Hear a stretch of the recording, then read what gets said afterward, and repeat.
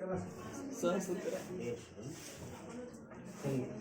लोग जो है अभी क्या कर रहे हैं 2023 डीजे देखिए ऊपर दिया गया है, ये सेट नंबर है आपका हाई स्कूल बोर्ड परीक्षा 2023 के जो डीजे सेट है उसमें ये प्रश्न आया है।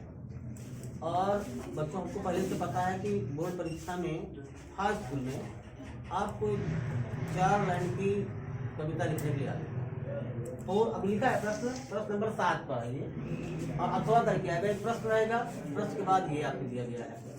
अब इसमें right 4 line of any poem जो आपके टेक्स्ट बुक की हो, कहीं बाहर से आप लिखते हैं, जो आप किताब में दी गई है वही लिखेंगे। और एक बात का ध्यान रखेंगे, जो पेपर में आई उसको आप कॉपी नहीं करेंगे।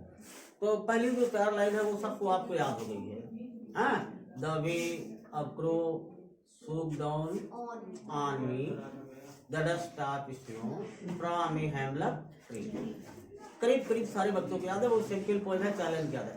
हम एक एक्स्ट्रा आपको याद करवा रहे हैं कि मान लीजिए परीक्षा में अगर याद आती है तो आप क्या लिखेंगे। ये अगली पोएम है आपकी, Some say the world will end in fire। कुछ लोग कहते हैं कि संसार का अंत होगा आग से। Some say in ice, और कुछ लोग कहते हैं कि ये बर्फ से अंत होगा।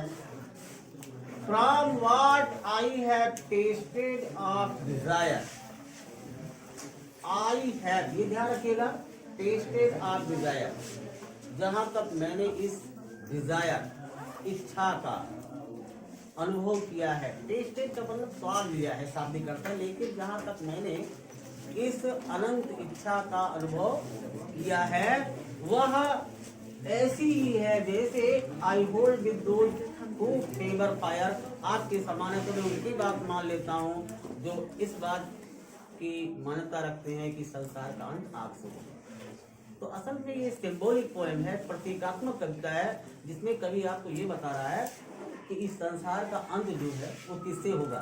तो कुछ लोगों की मानता है कि बर्फ से होगा, कुछ लोग कहते हैं आग से होगा। तो कवि ये मानता है कि जो हमारी अनंत इच्छाएं हैं वो आग के समान हैं, और जो आइस की बात करता है तो हमारी हेट्रेड है, जेलस है दूसरे के प्रति, हमारे अंदर कोई भावना नहीं उठती है, बिल्कुल बर्फ हो जाते हैं। तो हमारा ये जो पोएम सिंबल देना चाहता है कि इस संसार का अंत ईश्वर जब करेगा, आग से करेगा या बर्फ से करेगा, उससे पहले मानव के अंदर इतनी ज्यादा मनोकामनाएं, इच्छाएं, ईर्ष्या, द्वेष, यानी हम कहते ना एक भावना होती काम क्रोध लोभ मद मोह, इससे इतनी ज्यादा हो जाएगी, एक्सेस हो जाएगी मनुष्य के अंदर, ईर्ष्या हो जाएगी और क्रोध हो जाएगा कि वो इस संसार को नष्ट कर देगा।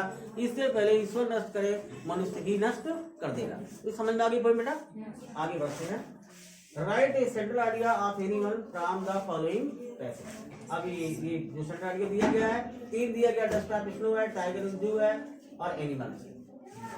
ये आपको लिखवाए गए हैं, आपको पता है, पहले का हम आपको हल करवा दे रहे हैं। द ब्यूटीफुल, देखिए द डस्ट ऑफ, देखिए the dust of snow, the beautiful poem the dust of snow is composed by Robert Frost. सुंदर कविता the dust of snow Robert Frost द्वारा रचित है।